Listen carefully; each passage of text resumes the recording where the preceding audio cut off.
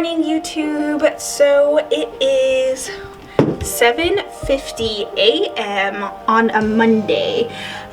So right now I'm about to get a workout in. Before I work out, I have to take my temperature and check in with the CDC to make sure that I don't have corona. And then after that, I am going to shower, do some homework, and then I have a class at 2 p.m.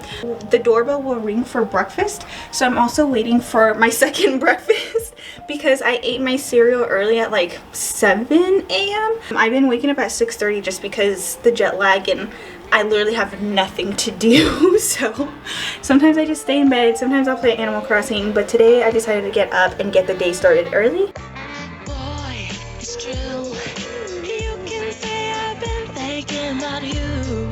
I do. Before I work out, I do have to take my temperature because it is a requirement for the CDC, and I have to check in before 10 a.m. every day. On my side, like a dream all night. Friends say that this is just a silly crush, 'cause they don't know that this is serious. 'Cause every single time I close my eyes, baby, I'm your bride. You got me, baby. I'm thirsty for your loving, baby. So thirsty, got me going crazy. Just thirsty all night. Alright, so they brought me my breakfast while I was working out, but obviously I didn't eat it. So we have some soy milk here. I don't like milk. I don't know if I'm being picky or not. Some type of sauce.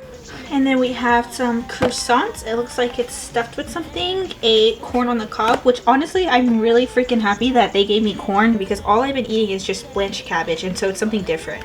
And it looks like these croissants are stuffed with tuna and cucumbers, so that looks good. Oh, and by the way, I should mention, I'm pescatarian, so I only eat like fish, like seafood pretty much, and then veggies obviously. So they've been giving me lots of seafood, and so this is what we have for breakfast. I'm gonna go ahead and eat this, and then I will talk about my quarantine experience. Hi.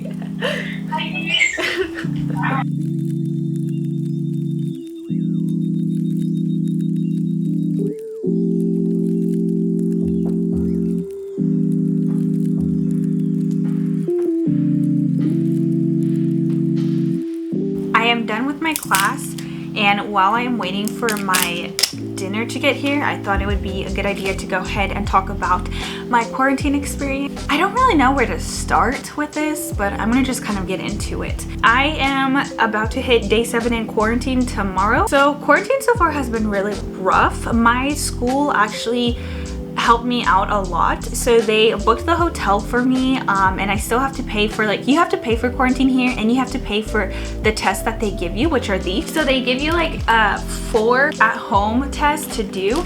So you have to do one on day 3 when you're in quarantine, and you have to do one on day 7, and then another one on the 12th day, and another one on the day that you leave. Helped out a lot. They booked this for me. I just had to pay it pretty much. I would highly recommend exchanging cash before you come to Taiwan, like in your country. I brought so much cash, but I wasn't able to exchange it because the bank at the airport already closed. What else? The meals are included in quarantine, so I get 3 meals a day. They're not the best, I'll tell you that. They're very like bland. I need to ask for seasoning actually, but I did pack a lot of snacks, so that's been helping me get by, and Uber Eats does work here. So and I want to mention that there are also other quarantine options, but I just did the easiest one, which was 14 days in a quarantine hotel and then self-home management because that was the easiest.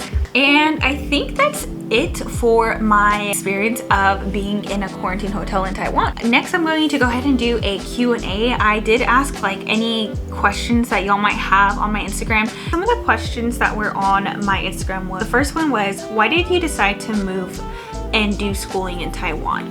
I moved to Taiwan for school to pursue my master's degree at NCCU. They have a really good international program, and it was taught in English.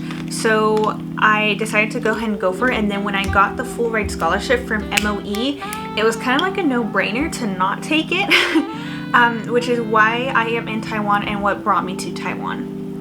The next question was, Was your first meal like? My first meal in Taiwan was super cold. I got to the hotel really late from the airport. It was like already 11 o'clock, and the guy was like, "Are you hungry?" And I was like, "Yes, I am starving." It was fish, rice, veggies, and I think that was it. So just like fish, rice, and like 3 or 4 different veggies.